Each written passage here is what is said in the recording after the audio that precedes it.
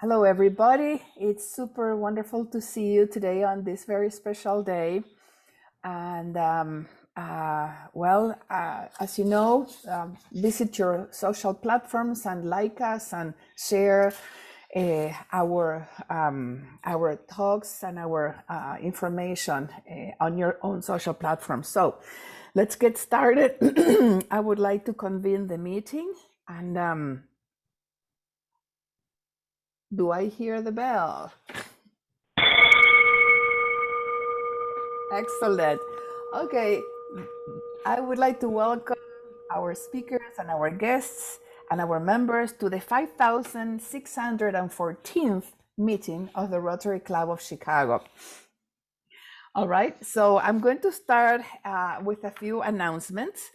And as you must have seen in previous weeks, we put a survey for all our members in our Gyrator, the newsletter, and I kindly ask you to complete it because this your information is going to help us plan the meetings for the incoming year.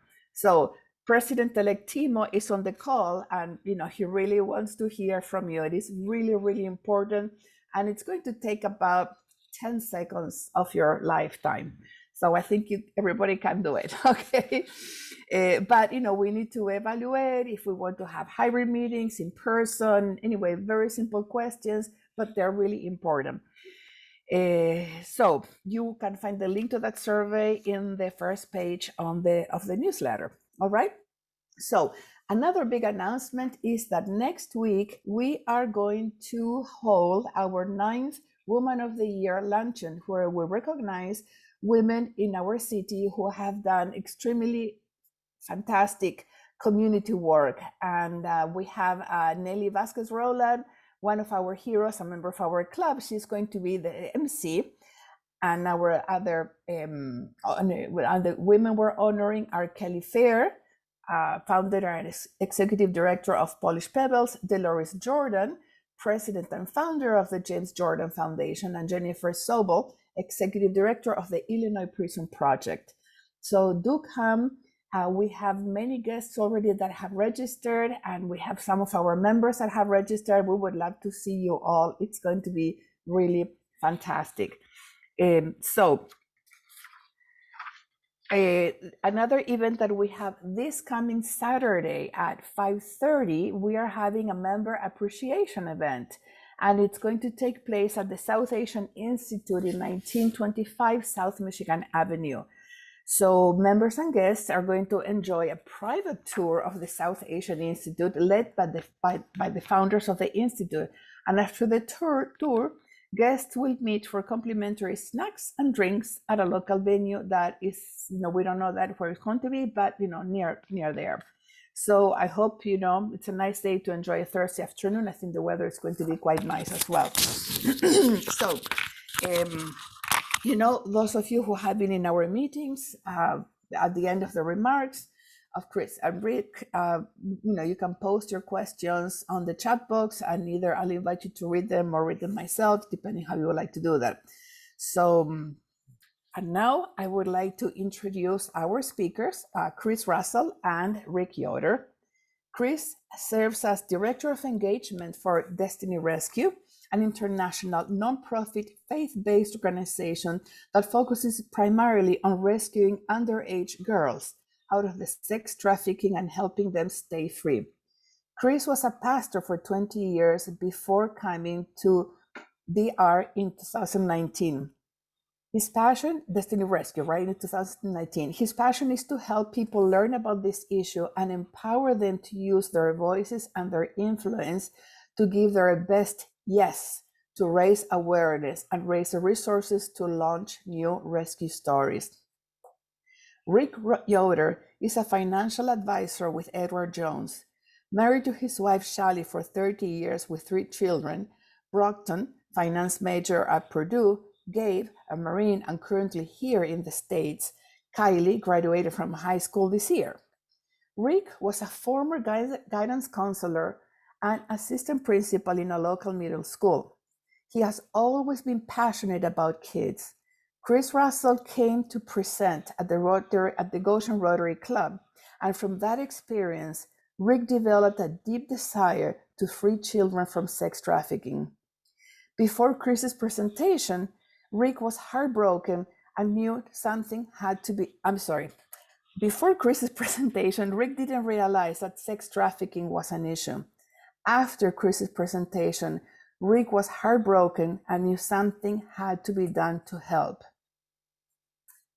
Okay, so Chris and Rick, the floor is yours. We would like to hear your presentation. Thank you. Hey, well, thank you so much, everyone, for allowing us to join you today on such an important topic as well. So our founder, Tony Kerwin, went to Southeast Asia in 1998. And while he was on vacation with his wife, he ended up overhearing a conversation that turned out to be a trafficker talking to another tourist, offering a very young child to this tourist for several $100s to do whatever they wanted with that child. And that became Tony's introduction to this reality of children being sex trafficked on a massive level. And he went home, and his prayer was, God have mercy on these kids. I mean, who wouldn't say that when you see that kind of abuse happening with kids? But then over time, things began to stir up inside of him, and that prayer changed from God have mercy on these kids to God have mercy on us if we don't do something to help these kids. And so in 2001, he was an electrician by trade. He sold his stuff, and they moved to Southeast Asia, and he's been rescuing kids out of sex trafficking ever since. So my name is Chris Russell. I live in Goshen, Indiana, so I'm a little over maybe 2 hours away from your team there. And I'll actually be going up to Chicago tomorrow. I have another group that Rick and I are going to be sharing with tomorrow evening as well. So just super excited about how Rotary has stepped up to the plate and really has a heart for this issue. So my wife and I, we live here. We have 4 kids. I have a 22-year-old son who's in the Cincinnati area. And then we've got our 3 girls who are 19, 14, and 8. And my guess is you're the same as me, that if you have daughters or granddaughters or nieces or any of those special young ladies in your life, you would do the same thing I would do. I would do anything to keep my girls safe and protected, and to make sure that they know that they are loved and that they can look forward to a bright, hope-filled future. But the reality is that is not the case for so many people.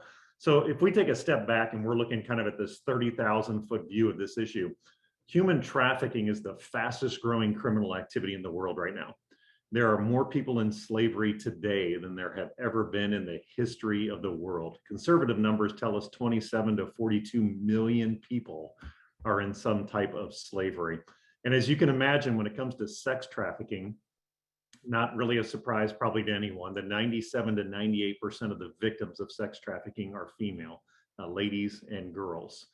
But what most people don't realize is that right now, all around the world, there are well over 1 million children who are being sex trafficked. And that is not okay. We don't get to sit around and just sit on the sidelines while that's happening. It doesn't happen equally. It happens everywhere. It certainly happens in our country. It happens in every state in our country. It's certainly happening in Chicago. But it doesn't happen equally as far as where children are being sex trafficked. So they estimate of the over 1 million kids who are being sex trafficked, about 73% of those are in Southeast Asia. There's a lower view of women in general in Southeast Asian culture, less opportunities for these girls of what kinds of jobs they can have in society, more pressure on them to take care of parents as they get older. There's a number of factors that come together to create this horrible perfect storm for trafficking at massive levels. So that historically has been where we've done a lot of our work, but in the last few years, we've also extended to Africa and to Latin America as well. And we currently officially rescue in 9 countries, and we have 3 new pilot programs going in other countries. Our goal is to have 30 countries that we're doing rescue work in by the end of 2030. And our total goal is to, by the end of 2030, throughout our entire history, is to have rescued 100,000 individuals out of trafficking. So last year alone, we rescued 2,386 individuals out of sex trafficking. The youngest 2 were 2 8-month-olds. So you get into situations where you're rescuing girls out of brothels and they're having babies. Those babies become property of the brothel, and it's just a matter of time before something terrible happens to that child. So we are one of the few organizations in the world that actually has our own undercover agents. We typically have anywhere from 30 to 40 full-time undercover agents. And we're the only organization I know of on a large scale that does anti-trafficking that's focused on children. That is our primary focus is underage girls. Now, in the midst of focusing on that, because of the way we do rescue girls that are in that 18 to 25 range and some older than that as well. On average, maybe 3 to 4% of our rescues are males as well. And we partner with nearly 100 different organizations around the world. A lot of those come alongside us with the aftercare component, because it doesn't do us any good to set kids free if we don't make sure they stay free and if we don't set them up for success for the long haul. So our partnerships are to help us get to that. We call it their freedom path. And it looks different for every girl, because obviously what a girl needs who's 8 months old that's being rescued is very different than a girl who's 25 years old that's being rescued. So we partner with different ministries for the aftercare side of things. We partner with a lot of different organizations on the job training as well. So we want to make sure that these girls are set up for long-term success. So when we talk about how we rescue, again, I mentioned we're in 9 countries, piloting 3 more countries. There's really 3 primary ways we rescue. So one of our disclosed countries that we'll talk about publicly is Nepal. And Nepal, traffickers are coming from one of the neighboring countries, and they're promising these girls great paying jobs, or they're playing this ruse that they've fallen in love with the girl and they want to take her back to their country, marry her, give her the life of her dreams. And what happens is they're crossing the border. It's an open border, thousands of people crossing back and forth every day. But we have rescue agents. Now, our border station rescue agents are almost all females, and they are working with the local authorities. They have permission to stop anybody that looks like a minor and ask them a series of questions to find out, where are you going? What are you going to do? Where you promised this? Where you promised that? If any red flags go up, they call back to the family and verify that the family is aware that their daughter is crossing into this other country. 99% of the time, the family has no idea that their daughter is crossing into this other country. And if they take one step into this other country, that daughter will never be seen again, stepping into one of the worst countries on the planet when it comes to human trafficking, especially of children. So that's about a quarter of our rescues. The good news is those are preemptive rescues.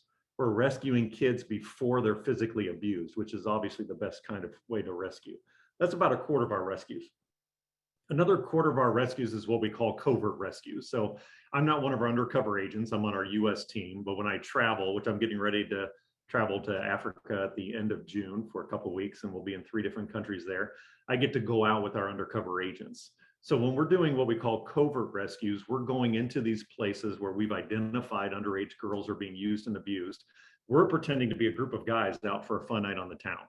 So let's say I'm transporting this whole group here right now. We're going to Cambodia. It's, a little after, it's after midnight in Cambodia. It's working time. Hundreds of thousands of kids are being used and abused right now as we're having this conversation. And we could go down the red light district in Phnom Penh, the capital of Cambodia, and we could walk through one city block. And within that one city block, we're probably going to be able to identify at least a dozen underage kids who are being used and abused in those bars and those brothels, because it's against the law there, but they don't have the resources to go after it and to enforce it there. So kids simply lie about their age. And when we're going in for covert rescues, we're going into places, we're sitting down, the girls gather around your table. They don't have "hello, my name is" stickers because nobody cares what their name is. And many places you go into, the girls literally have numbers pinned onto their outfits, and that's how you order them for the evening. And our agents, we're going in there and we're pretending to be customers, but our goal is to gather information, get the youngest girls to sit with us, and then we go into information gathering mode. We're trying to find out their names, contact information, anything we can do to verify that they're underage. And then the hope is within a couple nights that we're able to pay what's called the bar fine. That's how they get around it there, is that I pay the owner a bar fine because I'm taking an employee who would be selling drinks and making them money. And then I negotiate a price with the girl and I take her wherever I want and do whatever I want all night long with her. And she shows up at night to work the next night and it starts all over again for her. So we go there, we build that trust for a couple nights, and then we pay the bar fine. But instead of taking them to our hotel, we're taking them to a public place where one of our local rescue agents or one of our local caseworkers is able to say, hey, this is who we really are. This is how we can help you get out of this situation and have a more hope-filled future for you. That's about a quarter of our rescues. And then the other half of our rescues are, you have to have what's called an MOU. It's a memorandum of understanding, simply the legal document that we sign with each country that we partner with that says that we're allowed to be in that country, and it spells out whose responsibilities are what. But when we have the MOU, now we take things to another level. Now our guys are able to go in, they have the undercover body cameras on them, and they're able to go in, not only get proof of girls being there, but they're able to gather video evidence against the traffickers. So when we have enough evidence, we give the green light, and the local team and our team will go in and do a joint raid. And we're able to not only rescue the girls, we're able to arrest the traffickers, shut down businesses that are using and abusing kids, and use that legal evidence against those traffickers in a court of law so they get the maximum sentence for their crimes. So that's the gist of how we overall. We do get into labor trafficking. We get involved with rescuing kids that are forced to be street beggars and those kinds of things. But those three are really the primary ways that we do that: the border stations, the covert rescues, and the raids. And again, it's not about just setting kids free. We want to make sure they stay free. Now, from the financial side, my love in all of this, just so you know, is helping people, like you mentioned, that I love to help people figure out their best yes. I love people to see people engage their heart with this issue that matters so deeply, and then figure out a way that they can use their business, their expertise, their passions, and their hobbies to set kids free. And that, you'll hear more about that from Rick. But we want to make sure that they're set up for the long haul. So we're going to continue to grow as fast as we can. We've been on a 30 to 40% growth rate these last three or four years, even during COVID. People have been stepping up all over the country, and we've been seeing amazing responses to that. And just so you understand, from the financial standpoint, we have two primary ways that a lot of people get involved with us. The rescue partner is just the monthly any amount. I mean, I literally have high school kids and middle school kids who do $1 a month. And I've got people who do $1,500 a month, which is the average cost to rescue a child. So we know on average $1,500 gets our agents in to where we've identified kids being used and abused, do their undercover investigative work, and get that girl to a safe place to start her aftercare program. On average, that's $1,500. So that's our Rescue a Child program. But we also do have different opportunities for people who are interested in funding raids, who are interested in a particular country. If they have a real fondness for a country that they want to invest in, we have those opportunities too. And I know we were talking a little bit ahead, Richard, about the Uganda, and you have a trip coming up there. We actually have several newer projects that we're doing as far as funding that are specific to Africa, because we really do believe Africa could end up being the largest continent as far as rescue work that we're going to be doing. So I'm going to hand it over to Rick. I'm sure there's going to be some questions in that. I want to honor the time frame for everything, so we can let Rick share a little bit, and then go back to some Q&A, and you guys let us know when we need to wrap it up. Thank you. And Marga, how much time do I have left? I would say another 10 minutes. Okay, I'll try and do about 8, and then allow time for Chris. And let's see, we practiced the screen share earlier. Let's make sure that I've got it going here. And one of the things when Chris came and spoke to our Rotary Club, it was like a slap in the face to me. I was completely astonished that this was going on. Just felt like something had to happen, that we had to do something. So my wife and I invited Chris to my office and had him sit down with us, went over what Destiny Rescue is. He basically gave us a version of what he just told all of you. And I said, well, tell me about the money, because there's too many stories out there for me of non-for-profits. Destiny Rescue is an international non-for-profit that don't use the money in a way that I think makes good stewardship, makes good sense. So this was actually the Destiny Rescue website. You can go there. There's their website is just destinyrescue.org, and you can see they are very clear in how they use the funds. This is how the funds work and how it's broken down. They also have all of their numbers. You can go in and click on these, get all of their numbers from all the way back to 2013. So for me, that's a big deal when a company is giving that kind of exposure to the way that they use the funds that are donated. That was a big deal. So I came back, and we had, at that time, it was a Red Badge project for our new members. And I was asked to kind of lead that group. And I said, sure, I'd like to do something for Destiny Rescue. So we came up with the idea of a freedom walk. It was our first one was last year in September, and we put out a number of what we thought we could do in terms of raising money. So we set a goal of raising $40,000 to rescue girls. And as Chris said, the $1,500 number is kind of a number that's used for how much it takes to rescue one girl and get her on the road to freedom. So my math just broke. 40,000 divided by 1,500 would have rescued 26 girls. So we felt like that was an exciting number. I had members of the committee afterwards that said, I thought you were crazy when you said that number. And we started into it, and there was not much traction in the beginning. And then all of a sudden, with just like 3 months to go, we started to have donations started to come in. We had talked with businesses. We had talked with other Rotarians, church groups, all kinds of people. And suddenly we were at 40,000. And so we thought, well, we'll set a new goal of 60,000. So we reset the goal for 60,000. We hit that. We reset the goal for 80,000. We hit that. We reset the goal for 100,000. And then we just stopped setting goals, because we actually ended up raising over $129,000 to rescue girls. So we ended up rescuing a little over 86 girls based on those numbers. So it was really exciting for a first year. It was tremendous response. We were extremely excited about how well that went. And then we decided to scare ourselves again and set up a goal for this year. October 8th is our upcoming goal. And we have set the number at 150,000, or rescuing 100 girls. So there was something just really exhilarating about the idea of rescuing 100 girls on one day in October.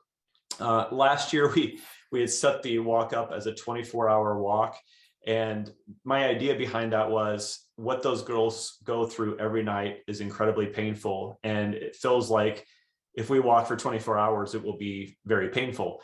And so we did that kind of as a way to do that. And at about 10 o'clock at night, we started at 8 o'clock in the morning, 10 o'clock at night, Brett Weddle was the other person besides myself that had said that we were going to walk for 24 hours. At that point, our team said, you guys look terrible. You need to go home. and frankly, we didn't walk straight for a couple of days after that. We both had kind of really outdone ourselves. It was kind of crazy. And so considering what those girls go through every night, and we couldn't even make it 24 hours, said a lot in my mind. What we learned about that is that for our upcoming walk for October 8th of this year, it's going to be a 12-hour walk. One of the things about this walk that is so beautiful, Goshen High School, our local high school, has donated the track. Steve Hope is the superintendent of schools, and he is one of our Rotarians. They donate all the custodial services. All the pieces are donated. So every dollar that we raised, that 129,000, all went directly to Destiny Rescue. So that was tremendous. We were really excited to be able to say that. We had shirts for the walk. We had some Rotarians that paid for the shirts. We had some dollars that went towards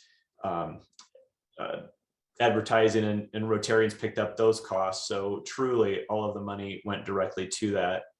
As you can see, the way that this is set up is you register, you can donate here. You don't have to participate in the walk the way we set it up. And down at the bottom, we have it set up that, like on shirts, a lot of times it says this person's a gold sponsor, a platinum sponsor. That's how we did it last year. And they were like, let's get real honest about what this is. So $1,500 equals one child rescued. And people that put in that amount of money, their name or their business goes here. And then we just go on up the list. And if we have people that give more than 6,000, we will create new categories and list them there. And then the other really great part about this is that it's easy to become a fundraiser or become a group on this fundraiser list. Here is my link, and I can go directly to my page on here. I can share this with people. It's very easy. It took about 5 minutes for me to create this. And I just created that. I could have a team concept if I desired to, that would allow that to happen. Specifically, this phrasing right here was pretty tremendous for me. Tony Kerwin, as Chris mentioned, is the founder of Destiny Rescue, and there is a YouTube of him in a brothel, and he negotiated with the owner of the brothel for a beer. He was told the price, then he negotiated the cost for a child, and the cost for the child was less than the price of a beer. And as horrible as that is, and the actual fact of this is that YouTube, I have recommended people to watch it. I have never been able to watch it myself. I watched 10 seconds of it. I can't make it through. I turn it off. I'm a crying mess. And I just, I recommend people to watch it if you're able to. But the big thing is to recognize that this stuff actually happens in our world today. So my ask would be that that as another Rotary Club here close to us, we'd love to have you partner with us to help rescue girls. We'd love to have you have your own page on our Freedom Walk. Would welcome you to come down and walk with us, or just to donate to what we're trying to do to help Chris and Destiny Rescue bring these girls out of sex trafficking. And I'm close to my time here, so I hope I've left enough time for questions. I saw there were some in the chat for Chris. Well, Rick, thank you very much for this presentation. It is an issue that is extremely painful, and we understand, correct me if I am wrong, that Chicago is one of the worst cities in what has to do with human trafficking, especially after marijuana has been legalized in the state. So, I guess some time ago I heard that we were in the 5th place, now in the 3rd place, but yeah, it's hard to know that because of the very nature of trafficking. To be able to get reliable numbers is, it really is kind of a best guess kind of a thing, just because of the nature of the crime. So, but yeah absolutely, no, Chicago's up there. It is horrendous, and I'm glad that you're raising awareness about it. And I would like to look at the questions here in the chat box. I have Eric Campbell, our immediate past president, is asking, with the Covert Rescues, when you bring the girls to a safe space, how frequently do they agree to accept your help versus staying? Well, so when we do the Covert Rescues, the majority of those girls definitely say yes. I couldn't tell you that we have an accurate percentage on that, but the majority do. I'll tell you one story that really captured my heart on it was, some of these girls, the reality is you think, like, why wouldn't these girls accept your help? Like, why wouldn't they immediately say yes? But the reality is, the last time a nice, sweet, smiling guy came to them and promised something, look what happened. So they're right to be cautious about that. And the reality is there is a lot of brainwashing going on. These traffickers convince these girls that, yes, maybe you're not happy about this, but you go anywhere else and they're going to treat you way worse than you get treated here. So there's a lot of that kind of stuff going on. Typically, once a child is rescued, they no longer have contact with the rescue agent. And that's to keep both safe. But we did have one time, I remember our lead rescue agent telling me a story about he had gone back to a place where they had rescued some girls, and there was another girl there that he felt like was so close to saying yes, but she was just too fearful about it. So he went to our rescue home, got a video of one of the other girls that he knew this girl knew, and she was sharing and showing where she was, and you could see how happy she was and how different her life was. And he showed that video to that girl, and that girl said yes on the spot and came into our care at that point. So the majority definitely accept yes. I can't give you an accurate percentage on that. Mm-hmm. Yeah, well, also they're drugged, so the trafficker is going to give them drugs. Yeah, they do a lot of drugs and alcohol, and there's places where you go that are tailored towards boys that are intentionally being trafficked, and they're forced on. A lot of them are forced on female hormone shots, and they're just majorly messing their bodies. So yeah. Well, Timo, our president-elect, is saying that we should participate in a freedom walk. So we're going to discuss it with our membership. Would love that. But yeah, thank you very much for making it interactive. Sure. We have Derek from Kampala, Uganda, who is saying, thank you for the work you're doing, Destiny Rescue. I see you have already done significant job with sex trafficking in Uganda. One thing that is a hindrance to rescue efforts here is actually the families of the children who sometimes are benefiting from this trade. How has Destiny Rescue been able to handle the issue of family involvement? And how can Rotary or Rotaract clubs in Uganda be of help to this cause? I would love for us to work together to explore that further, because we went official in Uganda a year ago. So it's still very new to us. And because of COVID restrictions, we've been pretty limited on how much we've been able to be like the team that I'm going with at the end of June. This is the first time our US team is able to get boots on the ground to really be able to dive more into these programs because we've had travel restriction. So that is part of our time there, is figuring out what more can we do to be networking with existing ministries and organizations to be able to be more effective with this. As you can imagine, with all the wars that have gone on in a lot of African countries, there's a lot of children that are missing at least one parent. Many of them are missing both parents. So it's not even in a lot of situations that we're finding, it's not even so much that there is a pimp or trafficker involved. It's because of the extreme poverty and not having that family connection. We just rescued a 14-year-old girl the other day who was selling herself because she had an 8- and 6-year-old brother and sister, and they didn't have food on the table. So she was selling herself to be able to provide food for her and her siblings. There wasn't a trafficker involved in that situation. It was just extreme poverty and desperation with that. So we're looking forward to that. So if there are any of you that have connections in some of the countries that we're working at, we love that. We love the grassroots of that, of working with organizations that are already established, Rotary groups that already have connections, that we can come alongside and really get after this together. We love doing that. Well, you know that, Chris, you and Derek can exchange email addresses in the chat box, because Derek is calling us from Uganda. Oh, so, okay. Yeah. So That's he's fantastic. a regular Yes, please visitor. put your email in there. I would love to stay in touch with you and connect you with our international team so that they can stay in touch with you as well. So, Derek, thank you so much for your question. It's good to have you again in our meetings. Let's see. Dr. Amit Datta, one of our newest members, is asking, thank you for the presentation on this very important topic. Once your undercover agents rescue a girl, how were they able to continue their work in the same city?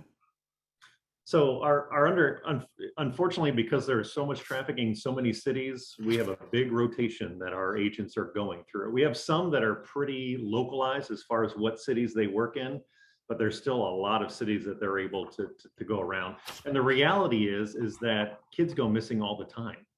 And so if our guys show up, and one of the things that I know our team has done before is that we'll get a girl, we'll take her out. If we've paid that bar fine, we'll take her out, introduce ourselves, break cover, tell who we are.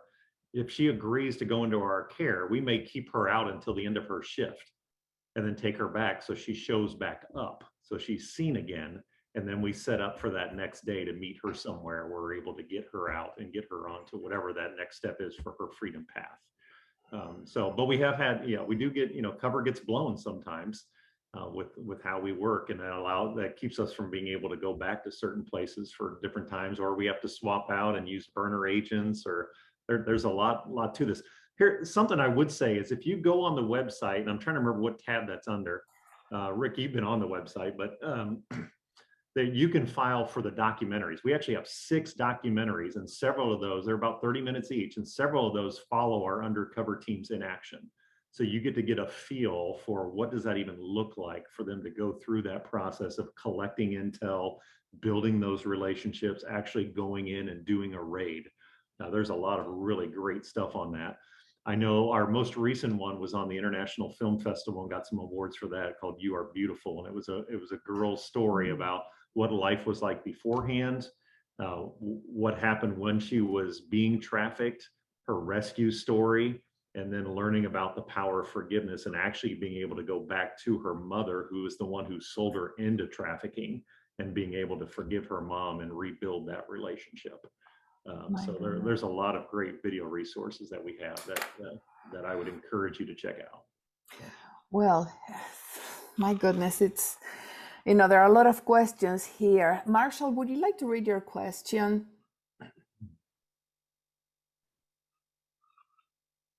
Sure, I'm happy to. So thank you very much, guys. This is fantastic. My daughter spent some time working for the Polaris Project on their hotline, taking calls regarding trafficking. And what she found is that one of the biggest challenges to combating trafficking is really raising awareness to the general public, because a lot of trafficking in the United States goes on right under everyone's nose, and people really don't appreciate how pervasive it is in our culture. So what are your thoughts on what the most effective way, or what is the most effective way to combat trafficking and raising the awareness in the general public? So Marshall, that's a great question. I appreciate that. One of the things that reminds me of is we actually have an entire youth initiative. If you go to rescueop120.com, that's actually our youth initiative. We have teenagers all across this country who are using their voices to raise awareness and rescue kids. They've been doing that for years. Like pre-COVID in Fort Wayne near us, I had 2 7-year-old girls. One of them did a lemonade stand for the summer, and her best friend sold little homemade candies. They did that for the summer, raised $2,200 and rescued a kid. I just had a Montessori school near us, 13 and 14-year-olds who did their spring play about families stuck together during COVID. And I went down there and they presented a check. These 13 and 14-year-olds raised $5,500 and rescued 4 kids. 13 and 14-year-olds. So that is what I love, Marshall, is seeing this young generation really get after this. And we go into schools like our local school here. I've been in there and talked with all the freshmen, the sophomores and juniors, and we talk about how traffickers think. I put my dad hat on. I mean, I got 3 girls. I put my dad hat on and we talk about girls. I talk to them about the pictures that they post on social media. I talked to the guys about the connection between pornography and getting pulled into this bigger picture of trafficking. We talk about how traffickers think and recruit on social media, red flags to look for and behavior of friends and family members.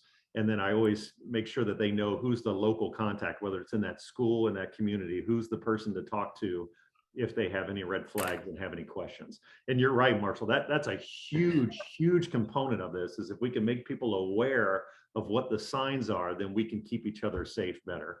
And I'll say this as well, with what Rick was talking about with Goshen Rotary, the PR for Rotary is incredible with the Freedom Walk. You get to be the point group for this thing, but you're pulling in all of these business connections you have and clubs and churches and groups and everything, but it's all under the umbrella of that local Rotary group. And the PR for that is phenomenal. And I don't know if Rick, I think you had sent the article that we were submitted for Rotary International. If not, we could certainly get that to you as well, so you guys can see that article that's been submitted, because it was the largest third-party fundraiser in the history of Destiny Rescue done by a Rotary group. Wow. And so the potential there is phenomenal. Also wanted to mention, just kind of piggybacking on what Chris said, is that Chris and I had the opportunity to go speak at Goshen High School. Chris presented on the dangers of social media and how that's affected and how girls are drawn in, girls and guys, but predominantly girls are drawn into sex trafficking through social media.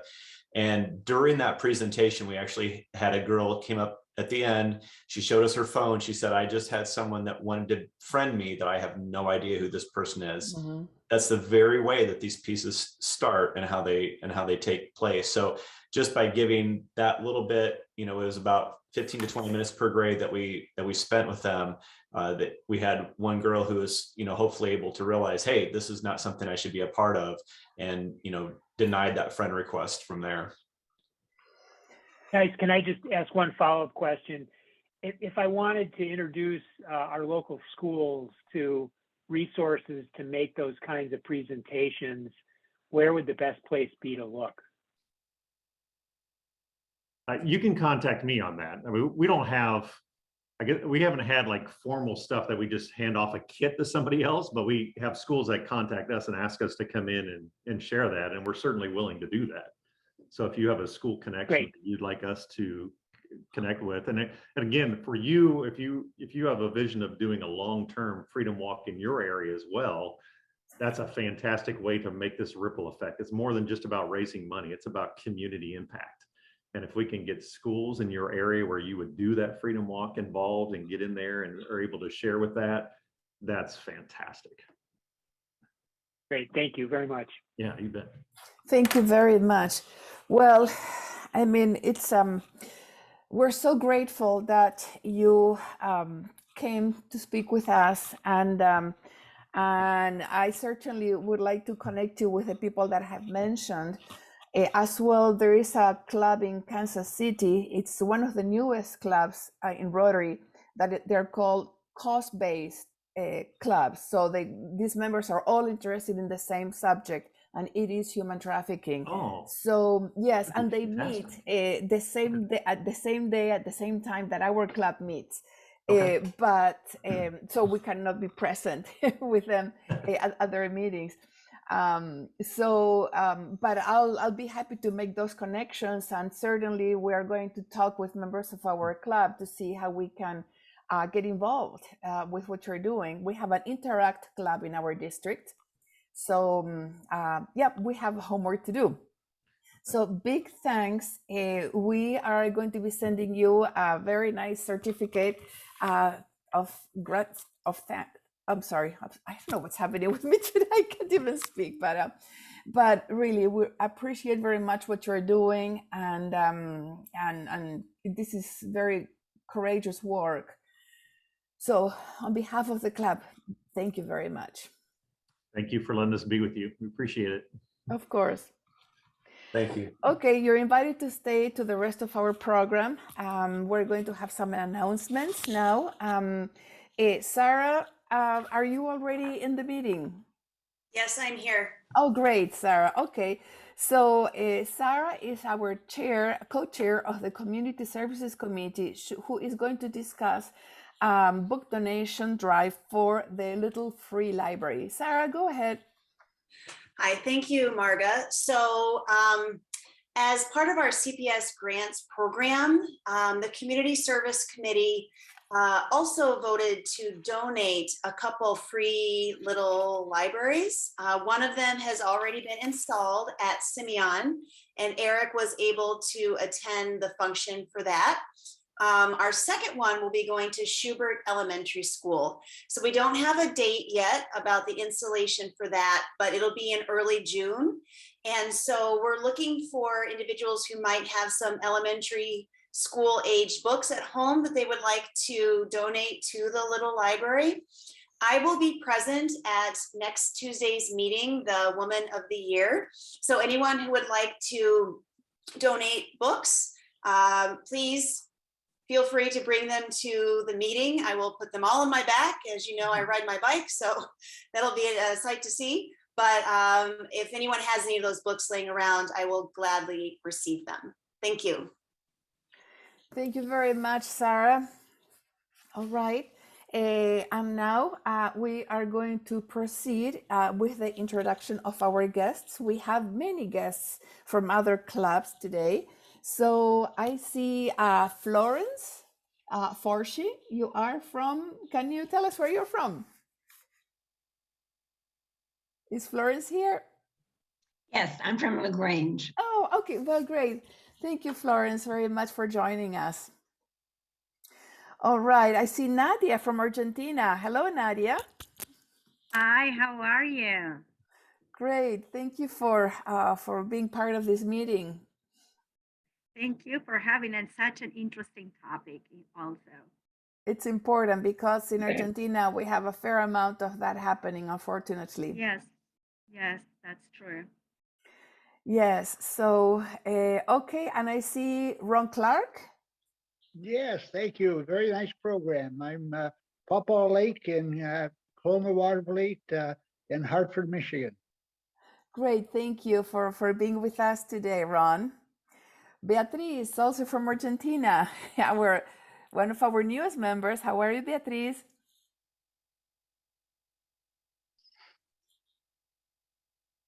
Perhaps she cannot hear me. You muted Beatriz. Beatriz is still muted. Yes, thank you. I'm sorry. Thank you. Really very important meeting, and I'll try to follow up via email. Thank you. Thank you, Mark. Thank you.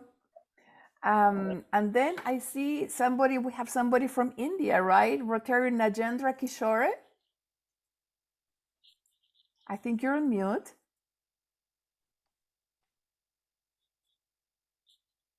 Okay. Well, Najendra, when you can, I guess he's not here. Okay. Well, we have, let's see, Stephen Akils. Did I pronounce? Oh, Rajendra. Hello. Yeah, I'm Sunkara from India. I visited Rotary in 2019 when Marshall was the president. So Well, I'm a psychologist, and it's a very interesting subject. Psychosocial impact is really needed. Interventions are needed to have combat this drug, child trafficking and other things. India is also trying its best towards that direction, and Rotary can play a pivotal role in this direction. Thank you. Thank you, Rajendra. All right, is there somebody else that I am? Stephen Akils? Did I pronounce your name properly? It's Stephen Achilles, and it was a great program today. Thank you. And I'm in Chicago today, but visiting from the Rotary Club of Milwaukee, Oregon.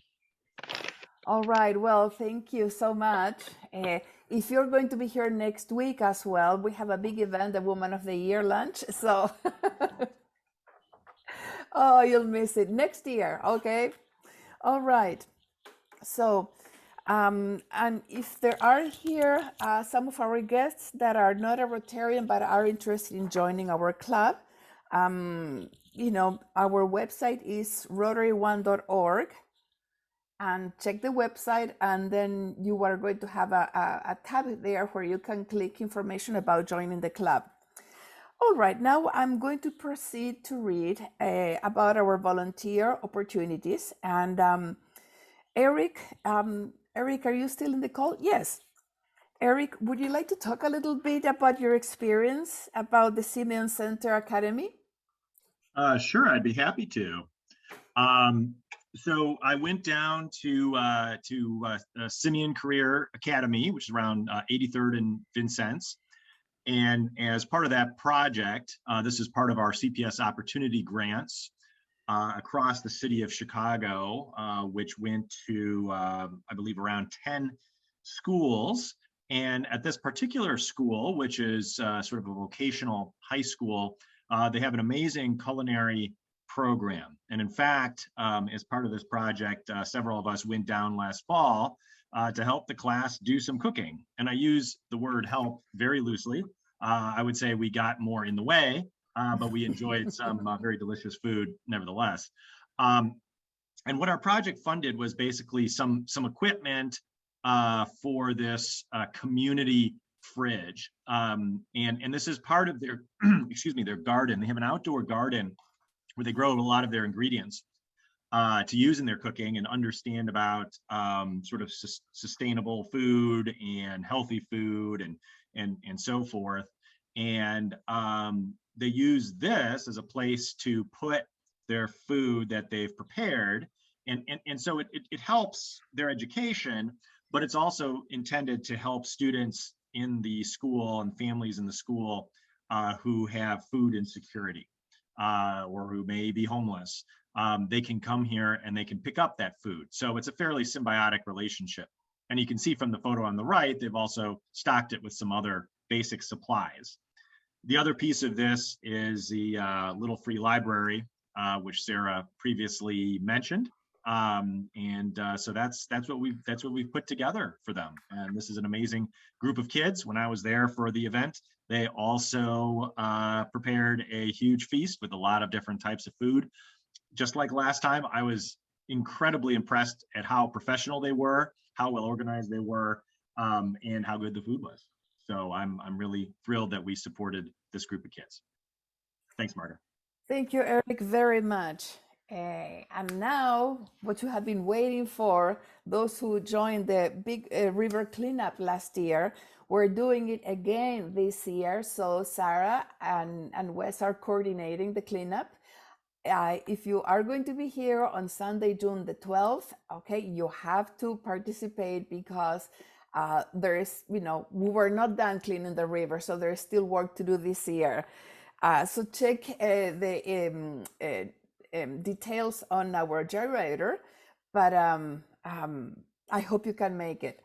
All right, and it's going to be Sunday, June 12th from 10 a.m. to 12 p.m. And we meet at Kayak Chicago in 1220 West Lemoyne Street. And there is a deadline to register, which is June 6th. And I think yesterday, Sarah, if you're here, we were about, can I say 20 club members and friends who came? Last year? Yes. There were a number of us, yes. So hopefully we can at least match that. It was a good, but also kind of gross time. But you leave feeling like you really did something worthwhile. Yeah, then you go home and take a shower. Yeah, so all right. Well, so thank you, Sarah, very much for putting it together this year. As announcements, as you know, we have the Job 1 program that is going to be starting very soon. And as you see the big title here, we need employers and sponsors. So Alita is chairing this committee, and she has, the committee has selected a number of interns that they are wonderful kids. We would like you to support us. If you have connections with somebody who would like to hire one of our interns, please contact Alita or please email job1@rotary1.club. And let's find places for these interns to start their programs in the summer. All right. Our upcoming meetings, well, we have our Friday roundtable is taking place at the Union League Club as every Friday at noon. And our next meeting, as we said, is at the Woman of the Year lunch. So do attend because it's a wonderful event.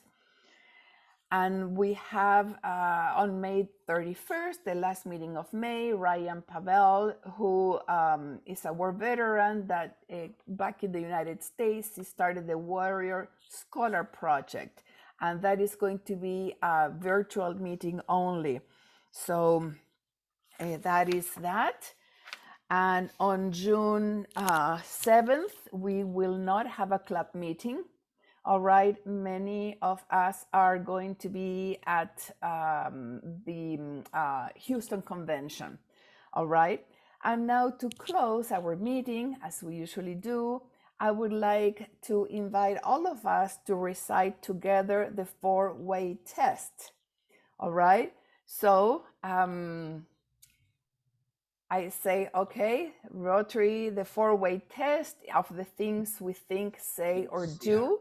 Number 1, is it the truth? Is it the truth? Number 2, is it fair to all concerned? Concerned. Is it fair to all concerned? Number 3, will it build goodwill and better friendships? Goodwill and better friendships. And number 4, will it be beneficial to all concerned? It will be beneficial to all concerned. Well, thank you those who joined us from far away. India, Uganda, Indiana, Wisconsin. So we hope that you have sometime to visit us in person. But we're delighted that we had such an interesting group of members who attended the meeting today. So thank you, Connor, for your note. Another great meeting. Yes, the speakers do it all. So thank you. Thanks. Everybody. You have a great afternoon.